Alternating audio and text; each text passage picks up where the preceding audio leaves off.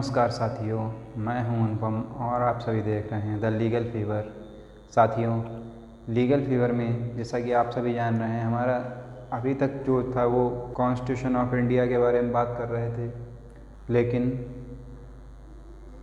अब आगामी परीक्षाओं को देखते हुए उस टॉपिक को अभी हम थोड़ा सा विराम दे रहे हैं, रोक रहे हैं। उसके बाद में हम जो है अब बात करेंगे जो आगे पेपर आ रहे हैं उनकी तैयारी करवाएंगे, जिस क्रम में आज हम आपको तैयारी कराएंगे कॉन्ट्रैक्ट 2 की, जो कि बात करता है क्षतिपूर्ति की संविदा के बारे में।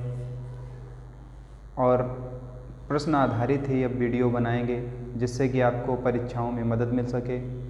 तो चलिए दोस्तों, देखते हैं। आज हम तैयारी करा रहे हैं कॉन्ट्रैक्ट 2 की, जो कि प्रश्न उत्तर आधारित होगी। चलिए देखते हैं दोस्तों। आज का हमारा पहला प्रश्न है, क्षतिपूर्ति की संविदा से आप क्या समझते हैं और इसके प्रमुख लक्षणों को बताइए। तो दोस्तों, क्षतिपूर्ति की संविदा का वर्णन हमारे कॉन्ट्रैक्ट 2 में धारा 124 के अंतर्गत आता है, जिसमें कि क्षतिपूर्ति की संविदा की बात हो रही है।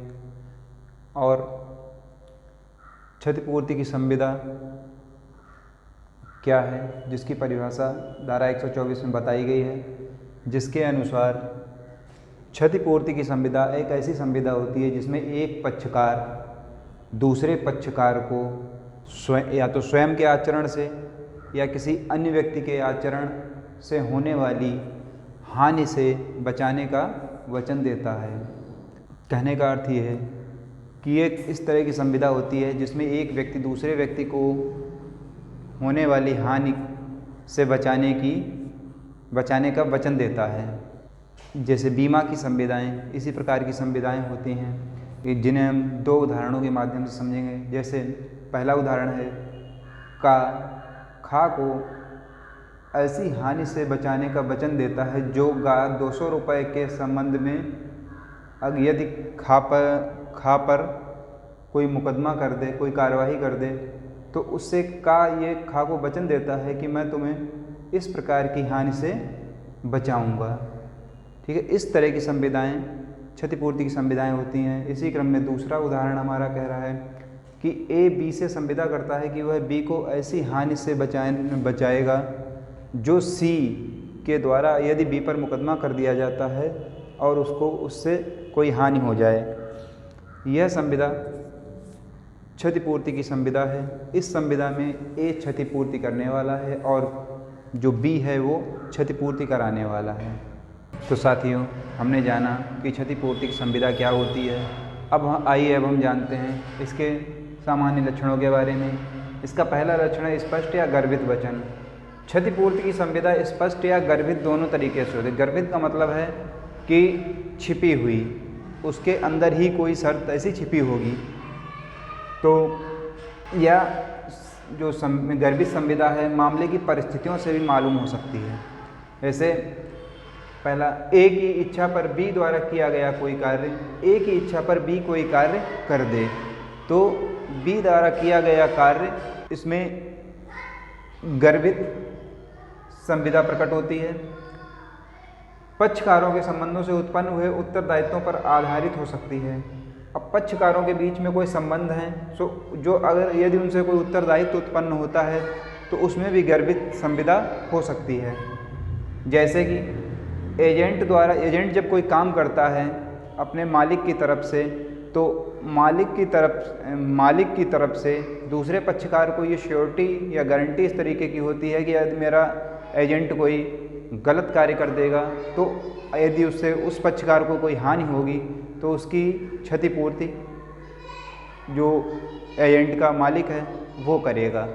दूसरा है, सामान्य नियमों का उल्लंघन नहीं होना चाहिए। कहने का अर्थ ये है कि संविदा, जो क्षतिपूर्ति की संविदा है, वो भी एक सामान्य संविदा का ही रूप है। ठीक है, इसलिए इसमें भी जो सामान्य संविदा के नियम हैं उनका पालन होना चाहिए।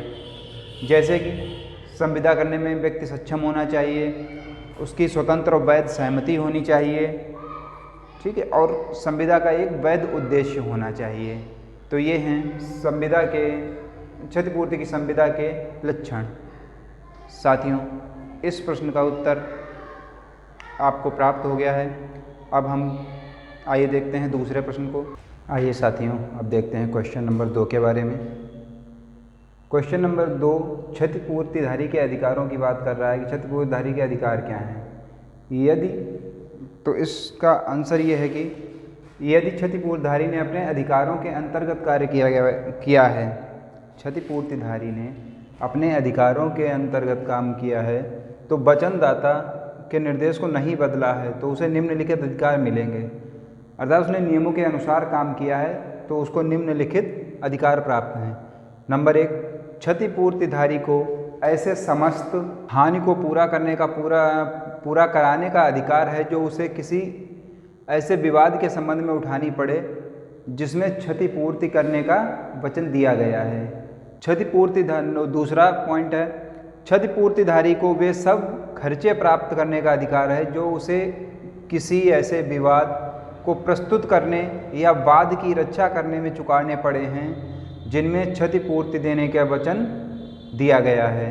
किंतु इस शर्त को पूरा करने के लिए उसके ऊपर 2 शर्तें लगाई गई हैं कि एक तो उसने क्षतिपूर्तिधारी द्वारा वचनदाता की किसी आज्ञा का उल्लंघन न किया हो और उसके कहे अनुसार कार्य किया हो। दूसरा, क्षतिपूर्तिधारी ने इस प्रकार कार्य किया है कि एक सामान्य बुद्धि वाला व्यक्ति भी वो काम सामान्य परिस्थितियों में वैसा ही काम करता। और तीसरा पॉइंट कह रहा है कि क्षतिपूर्तिधारी को वे सब खर्चे प्राप्त करने का अधिकार है जो उसने ऐसे ही किसी विवाद की शर्तों के अधीन चुकाया हो। अर्थात कि क्षतिपूर्तिधारी को वे सब खर्चे मिलेंगे जो उसने किसी विवाद की उत्पन्न होने की स्थिति में उसकी शर्तों के अधीन होकर चुकाया है। तो ये था हमारा क्वेश्चन नंबर 2। अब आइए देखते हैं क्वेश्चन नंबर 3 को। तीसरा प्रश्न है हमारा, प्रत्याभूति की संविधाओं से आप क्या समझते हैं? ये क्षतिपूर्ति की संविधाओं से किस प्रकार भिन्न है? प्रत्याभूति की संविधाओं के बारे में धारा 126 में बात की गई है, जिसमें प्रत्याभूति की संविदा प्रतिभू और मूल ऋणी और लेनदार के बारे में बताया गया है। तो धारा 126 बताती है कि प्रत्याभूति की संविदा किसी पर व्यक्ति द्वारा व्यतिक्रम की दिशा में उसके वचन का पालन या उसके दायित्व का निर्वहन करने की संविदा है। कहने का मतलब ये है कि अगर प्रत्याभूति कहते हैं हम गारंटी को, गारंटी ही प्रत्याभूति होती है। और क्षतिपूर्ति या हानि रक्षा में कोई अंतर नहीं है, इनमें कंफ्यूज नहीं होना है। अगर क्षतिपूर्ति लिखा आता है तो क्षतिपूर्ति के रूप में हम उसको लिखेंगे या उसकी जगह पर हानि रक्षा का भी शब्द इस्तेमाल किया जा सकता है। ठीक है, तो प्रत्याभूति की संविदा कह रही है कि किसी दूसरे व्यक्ति द्वारा व्यतिक्रम की दशा में उसके वचन का पालन या उसके दायित्व का निर्वहन करने की संविदा है। अर्थात किसी व्यक्ति द्वारा यह करार किया जाना कि दूसरे व्यक्ति द्वारा संदाय न किए जाने पर वह उसका संदाय करेगा, एक प्रत्याभूति की संविदा है। मतलब कोई व्यक्ति यदि किसी से ऋण लेकर और उसका संदाय मतलब उसको देता नहीं है वापस, तो जो अगर उसकी जगह पे कोई दूसरा व्यक्ति ये गारंटी ले लेता है कि भैया अगर ये नहीं करेगा तो इसका जो देनदारी है वो हम चुकाएंगे, तो वो जो व्यक्ति इस तरीके की बात कहता है वो हमारे उस व्यक्ति के साथ प्रत्याभूति की संविदा करता है और स्वयं प्रतिभू के रूप में उसको समझा जाएगा। प्रत्याभूति की संविदा के पक्षकार 3 होते हैं। पहला लेनदार, मतलब जिसने धन दिया है उसको वापस लेना है, उसे लेनदार कहते हैं। प्रतिभू मतलब गारंटर, जो किसी व्यक्ति की गारंटी लेता है। और तीसरा है मूल ऋणी, जो ऋण प्राप्त करता है। अब प्रत्याभूति की संविदा के आवश्यक तत्व क्या क्या हैं? तीन तत्व हैं इसके। पहला, मूल ऋणी एवं लेनदार के बीच संविदा का होना, मतलब कोई संविदा लेनदार और मूल ऋणी के बीच स्थापित होनी चाहिए। दूसरा, लेनदार एवं प्रतिभू के बीच इस आशय की संविदा होना कि प्रतिभू ऋण की प्रत्याभूति दे, मतलब लेनदार ये स्वीकार करे कि जो दूसरा व्यक्ति है वो वास्तव में इस व्यक्ति की ऋण चुकाने की गारंटी ले रहा है या नहीं ले रहा है। नंबर 3, मूल ऋणी अभिव्यक्त या विवक्षित रूप से प्रतिभू के रूप में कार्य करने की प्रार्थना करे। अब जो ऋण ले रहा है वो किसी व्यक्ति से ये इस बात की प्रार्थना करे या निवेदन करे कि भैया चलो हमारी आप गारंटी ले लो हमें, तो अगर वो व्यक्ति तैयार हो जाता है तो वो क्या हो जाएगा, प्रतिभू बन जाएगा। इस प्रकार प्रत्याभूति की संविदा में जो तीनों पक्षकारों का अभिव्यक्त रूप से भाग लेना आवश्यक है। साथियों, प्रत्याभूति की संविदा में प्रतिफल का होना भी आवश्यक है। बिना प्रतिफल के की गई संविदा शून्य होगी। प्रत्याभूति लिखित या मौखिक किसी भी प्रकार से हो सकती है, और जो मौखिक प्रत्याभूति होगी वो भी लिखित प्रत्याभूति की भांति ही आबद्ध कर मतलब बाध्यकारी होगी। तो ये हमारा तीसरा प्रश्न हुआ। अब आइए देखते हैं चौथे प्रश्न को। साथियों, चौथा प्रश्न शुरू करने से पहले हम समझते हैं कि क्षतिपूर्ति की संविदा एवं प्रत्याभूति की संविदा में क्या अंतर होता है। तो जैसा कि देखने से पता चल रहा है, क्षतिपूर्ति की संविदा में केवल 2 ही पक्षकार होते हैं, जबकि प्रत्याभूति की संविदा में 3 पक्षकार होते हैं। दूसरा पॉइंट, क्षतिपूर्ति की संविदा का उद्देश्य हानि की प्रतिपूर्ति करना होता है, और जबकि प्रत्याभूति की संविदा का मूल उद्देश्य वचनदाता द्वारा वचन का पालन नहीं किए जाने पर प्रतिभू द्वारा उसके पालन का उत्तरदायित्व अपने ऊपर लेना होता है। क्षतिपूर्ति की संविदा का सृजन किसी अन्य व्यक्ति के अनुरोध पर होता है, और जबकि प्रत्याभूति की संविदा का सृजन किसी अन्य व्यक्ति के अनुरोध पर ही होता है। चौथा पॉइंट है इसमें, क्षतिपूर्ति की संविदा का मूल तथा प्रत्यक्ष व्यवहार होती है और तीसरे पक्षकार के अस्तित्व से स्वतंत्र की जा सकती है, जबकि प्रत्याभूति की संविदा में मूल ऋणी की पूर्व धारणा की जाती है। अब चलिए देखते हैं चौथे प्रश्न को। साथियों, चौथे प्रश्न में बात करेंगे अभिकर्ता के कर्तव्य तथा अधिकारों के बारे में। अभिकर्ता के कर्तव्य, जो व्यक्ति किसी को नियुक्त करता है तो उसके प्रति जो वो नियुक्त एजेंट को नियुक्त करने वाला, अभिकर्ता को एजेंट भी कहते हैं, जो व्यक्ति इसको नियुक्त करता है उसके प्रति इसके कुछ कर्तव्य भी बनते हैं। जैसे पहला है आदेशानुसार व्यापार चलाना, अर्थात नियोक्ता जिस प्रकार आदेशित करेगा उसी प्रकार एजेंट को उसका व्यापार चलाना है, उसमें कुछ भी फेरबदल नहीं करना है। और अगर यदि वो नियोक्ता के आदेशों के अनुसार व्यापार को नहीं चलाता है और उसमें कुछ हानि हो जाती है तो उसकी पूर्ति एजेंट को अपने नियोक्ता को करनी पड़ेगी, और यदि उससे कोई लाभ प्राप्त होता है तो वो भी अपने नियोक्ता को देना होगा। इसी क्रम में दूसरा पॉइंट है हमारा हिसाब किताब रखना तथा उसे प्रस्तुत करना। सभी एजेंटों का ये अपने मालिक के प्रति या नियोक्ता के प्रति कर्तव्य होता है कि मांगे जाने पर वह उसे हिसाब किताब दिखाए और जो भी ब्यौरा हुआ है व्यापार में उसको सही से उसके सामने प्रस्तुत करे। और यदि वह ऐसा करने में देर करता है तो उस पर लगने वाला ब्याज तथा दूसरे व्यय भी उसको देने के लिए उत्तरदायी बनाते हैं, या वो देने के लिए उत्तरदायी है। तीसरा है नियोक्ता के हिसाब में प्राप्त धन को नियोक्ता के लिए देना। साथियों, कोई भी जब एजेंट होता है तो वो अपने नियोक्ता की तरफ से, उसे नियुक्त करने वाले की तरफ से कार्य करता है, और जो भी उससे उस कार्य के जिसके लिए वो नियुक्त किया गया है कोई धन वगैरह प्राप्त होता है तो वो अपने नियोक्ता को उस धन को देगा।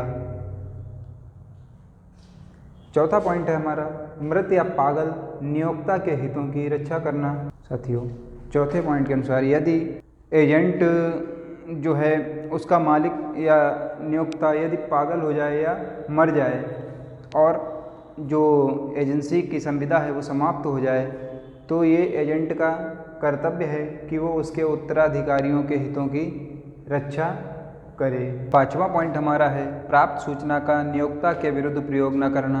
अर्थात एजेंसी का काम करते हुए यदि किसी एजेंट को कोई सूचना प्राप्त होती है तो वो उसका कर्तव्य है कि ऐसी सूचना अपने नियोक्ता को दे, अपने नियुक्त करने वाले को दे और इसका प्रयोग इस प्रकार नहीं करना चाहिए उस सूचना का कि उससे उसके नियोक्ता को कोई हानि हो। साथियों, जो छठा हमारा बिंदु है उसके पॉइंट है उसके अनुसार अधिकार का हस्तांतरण न करना।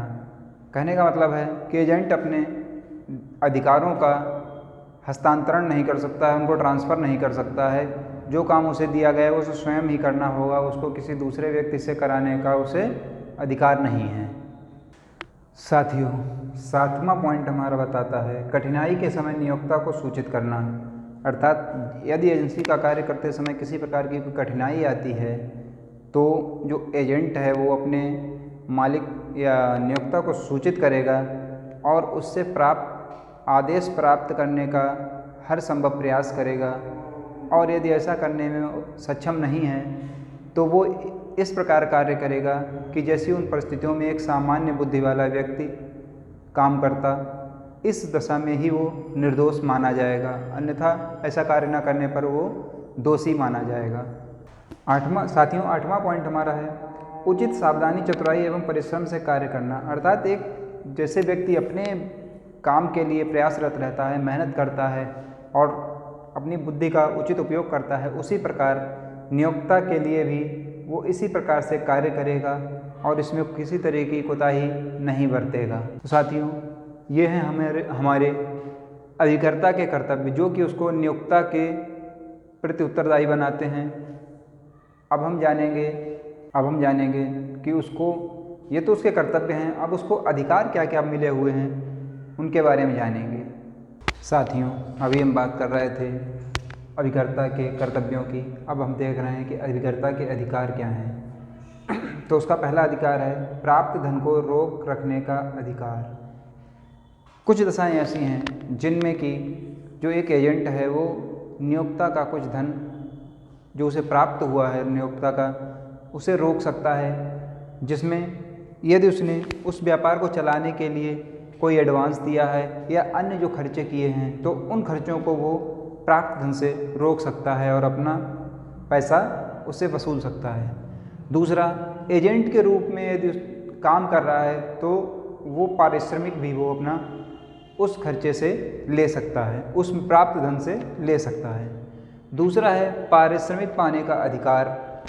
अब जब एजेंट भैया काम करेगा तो उसे धन भी तो चाहिए, तो वो क्या करेगा, अगर कोई उसके बीच में नियोक्ता और इनके बीच में किसी प्रकार की कोई इस तरह का संविदा नहीं हुई है कि आपको इतना धन प्राप्त होगा, तो जो भी होगा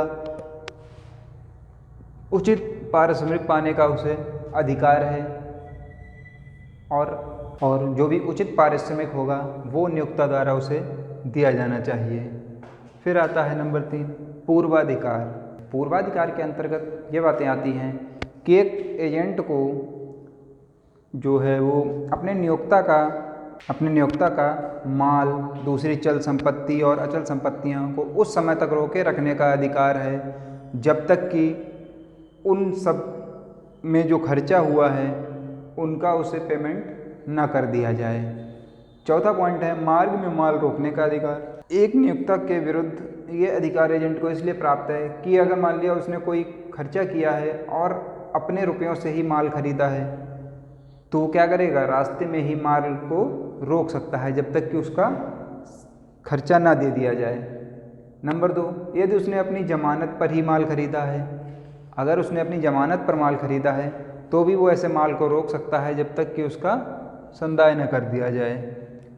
नंबर 5, निर्धारित समय से पहले एजेंसी को समाप्त करने पर क्षतिपूर्ति प्राप्त करने का अधिकार। अगर जो समय उसके लिए निर्धारित किया गया है कि इतने समय तक आपको एजेंसी दी गई है, यदि कोई पर्याप्त कारण बताए बिना ही एजेंट को उसकी एजेंसी से हटा दिया जाता है तो एजेंट क्षतिपूर्ति प्राप्त करने का अधिकारी है। एजेंसी जो है वो का समय निर्धारित न होने पर साथियों, आज हमने आपको ये 4 प्रश्नों के बारे में बताया है।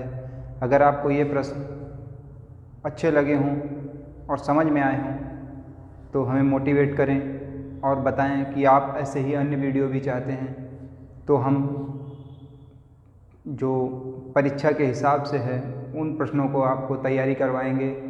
साथियों, हमारे वीडियो को सब्सक्राइब, लाइक और शेयर करना ना भूलें। धन्यवाद साथियों।